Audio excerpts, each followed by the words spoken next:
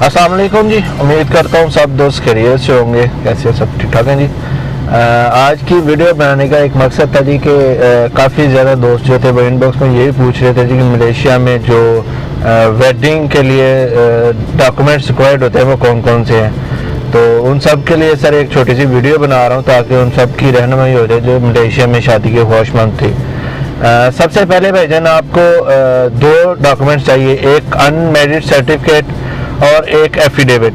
Unmarried certificate और affidavit ये दोनों आपको बड़ी इजीली मिल जाएंगे किसी भी कोर्ट के बाहर जो बैठे होते हैं टाइप राइटर, उनसे आप कहिए तो वो आपको बना देंगे। मेरे 300-400 पाकिस्तानी रुपीस लगेंगे, वो आपको बना देंगे।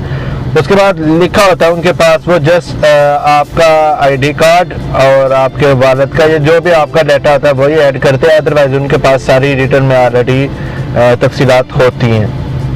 अच्छा, उसके बाद ये सब आपको अटेस्ट करवाने होंगे अपने जो इमाम मस्जिद है उसके पास ले जाइएगा जो अनमैरिड सर्टिफिकेट है, और उससे आप अटेस्ट करवा लीजिएगा क्योंकि इमाम मस्जिद के पास जो रजिस्टर होता है सारा वो आपको अटेस्ट अपनी सिग्नेचर और स्टैंप लगा देगा।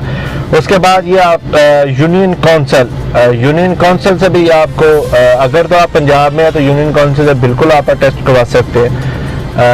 यूनियन काउंसिल में आप अटेस्ट करवाएं। उसके साथ जब यूनियन काउंसिल से आप अटेस्ट करवाने जाते हो तो उधर से आप अपना एक बर्थ सर्टिफिकेट की कॉपी ज़रूर ले लीजिएगा क्योंकि बर्थ सर्टिफिकेट भी ज़रूरत पड़ जाती है।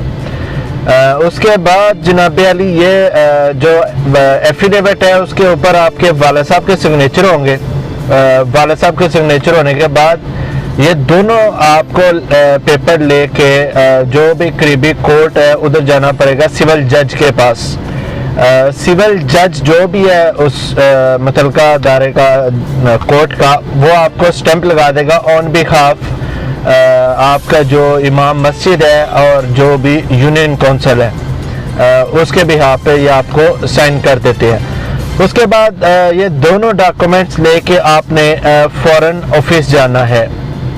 फॉरेन ऑफिस जैसे अगर मैं इधर रहता हूँ लाहौर में तो मैं लाहौर में जो पागल हॉस्पिटल के करीबी है उधर है इसका ना, तो उधर आप चले जाइए। अगर आप किसी और सिटी में इस्लामाबाद या कराची या और किसी सिटी में उधर भी होगा ज़रूर फॉरेन ऑफिस, लेकिन अटेस्ट उस सूरत में होगा जब फॉर एग्जांपल मैं अगर मेरे वालिद साहब ने एफिडेविट मेरे वालिद साहब का नाम है तो मेरे वालिद साहब का जाना बहुत ज़रूरी है।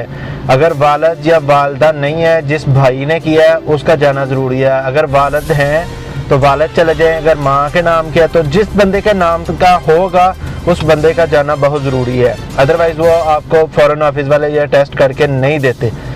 ठीक है जी।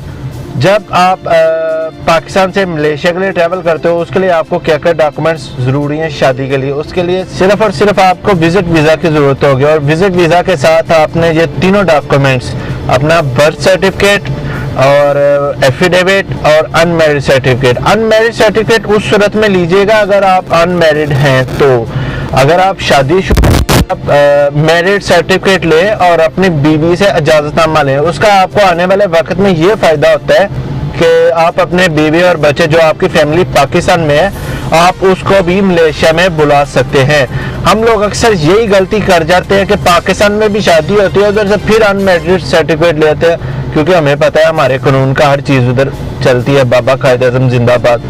तो अगर तो आप शादीशुदा है तो ये गलती ना कीजिएगा, आप ज़रूर अपना मैरिड सर्टिफिकेट बनवाएं और अपनी फैमिली से इजाज़त लें। ठीक है, उससे आने वाले वक्त में आपको आसानी होगी।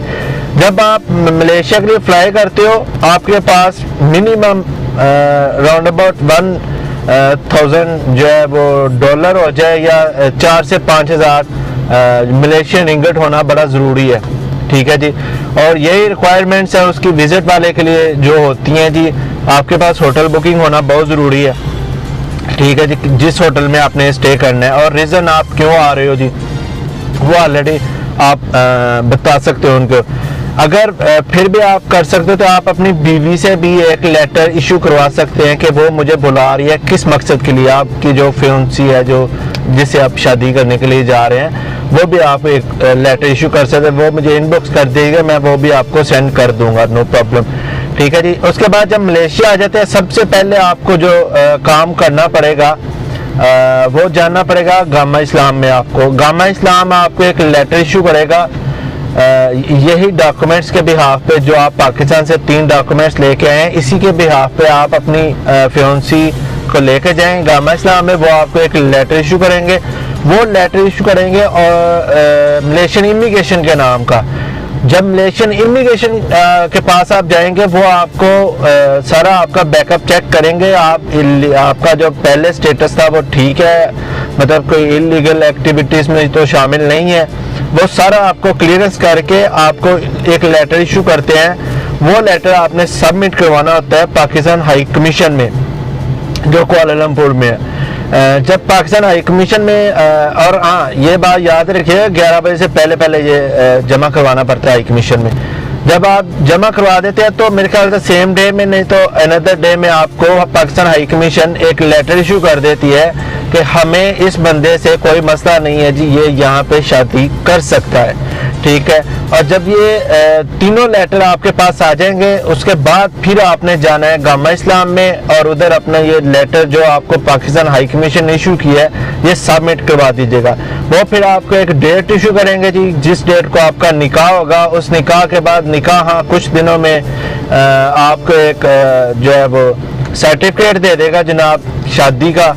और वो 2 होते हैं, एक आपका और एक आपकी बीवी के नाम का, मतलब दोनों पे सेम ही होता है लेकिन दोनों का अलग अलग होता है। एक आप रखो, एक आपकी बीवी रखे, ठीक है जी।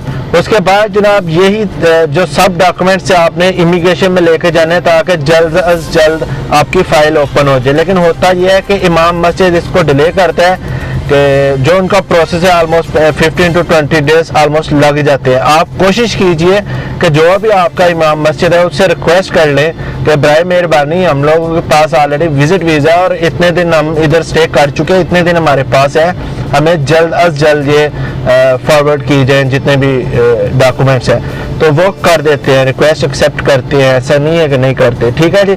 और इमिग्रेशन उसके बाद आपको वीज़ा इशू कर देगी। उसके बाद जो भी प्रोसेस हैं फॉलो अप करते जाएंगे इंशाल्लाह।